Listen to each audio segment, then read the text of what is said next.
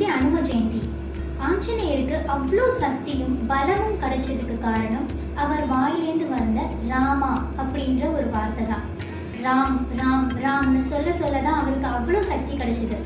இன்னைக்கு இருக்கிற சூழ்நிலையில நம்ம பேரண்ட்ஸ் ஓடுறது நம்ம குழந்தைங்க நல்லா இருக்கணும்ன்றதுக்கு தான். குழந்தைங்களுக்கு ராமநாமத்தை சொல்லி கொடுக்கணும். ராமாயணத்தை குழந்தைங்க 4 வரியில எப்படி சொல்றது? இந்த வீடியோவை பாருங்க.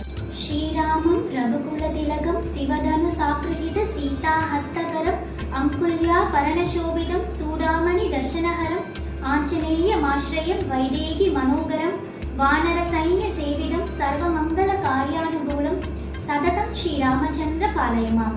ஸ்ரீராம் ஜெய ராம் ஜெய ஜெய ராம், ஸ்ரீராம் ஜெய ராம் ஜெய ஜெய ராம், ஸ்ரீராம் ஜெய ராம் ஜெய ஜெய ராம். அவ்வளோதான்.